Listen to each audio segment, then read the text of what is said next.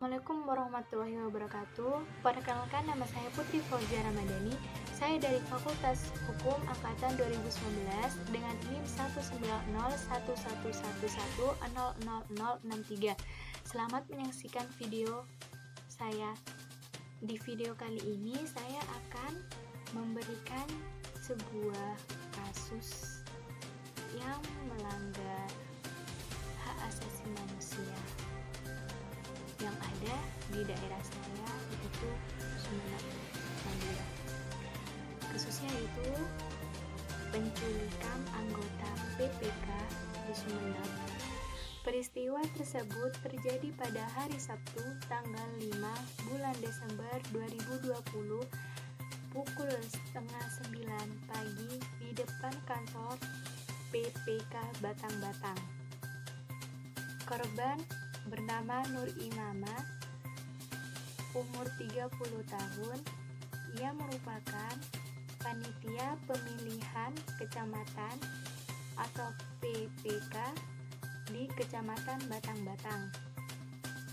Saat kejadian, rekan-rekan Nur Imamah melihat penculik membawa pistol dan memaksa korban masuk ke dalam mobil yang ditumpangi pelaku. Mereka yang melihat segera mengabarkan suami Nur Imamah yang bernama Sugionto, umur 32 tahun. Sugionto kemudian melaporkan peristiwa itu ke Kapolsek Batang-Batang dengan mengatakan, "Saya sedang berada di rumah dan tiba-tiba diberitahu oleh teman-teman bahwa istri saya diculik," tutur Sugionto. Polisi melakukan pengejaran atas laporan tersebut dan polisi melakukan penyelidikan kepada pelaku tersebut. Kapolsek Batang-Batang yang bernama Ibnu Taufik Hidayat juga masih mendalami terkait pistol yang digunakan untuk mengancam korban, dengan mengatakan benar ditodong dengan pistol, tetapi kita belum bisa pastikan apakah senjata sungguhan atau mainan. Nanti setelah pemeriksaan selesai akan kita beritahu, ungkap Ibnu Taufik Hidayat. Selain, warga juga sempat mengejar pelaku penculikan yang mengemudikan mobil Avanza warna silver. Pukul 10 pagi, mobil yang digunakan pelaku ditemukan di Jalan Desa Dapenda, Kecamatan Batang-Batang, Kabupaten Sumeneb. Warga kemudian ramai-ramai mengadang mobil hingga akhirnya pelaku menurunkan korban. Pelaku kemudian nekat kabur, namun identitas penculik diketahui. Ia adalah Atmari, umur 40 tahun yang juga mengenal korban.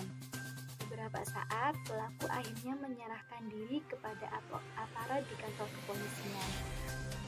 Pelaku menyerahkan diri ke markas Polsek Batang-Batang tadi pagi, dan saat ini yang bersangkutan telah ditahan di markas Polsek Batang-Batang tersebut.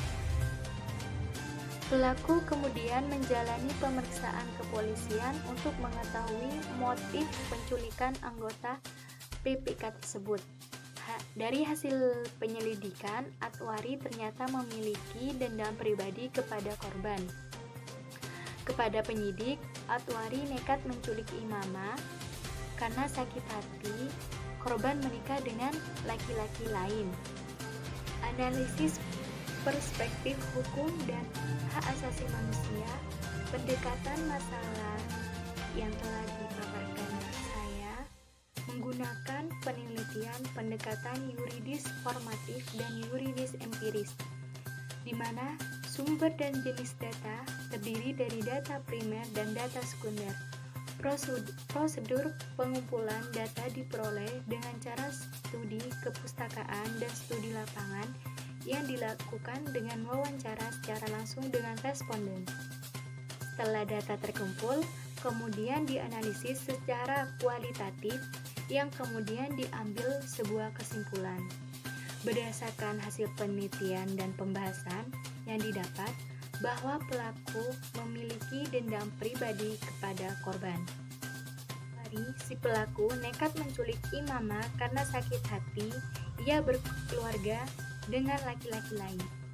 Tindak pidana penculikan tersebut yang dilakukan oleh korban diatur dalam pasal 328 Kitab Undang-Undang Hukum Pidana, pasal 328 Kitab Undang-Undang Hukum Pidana yang berbunyi, barang siapa membawa pergi seseorang dari tempat kediamannya atau tempat tinggalnya sementara dengan maksud untuk menempatkan orang itu secara melawan hukum di bawah kekuasaannya atau kekuasaan orang lain, dan untuk menempatkan dia dalam keadaan sengaja, diancam karena penculikan dengan pidana penjara paling lama 12 tahun.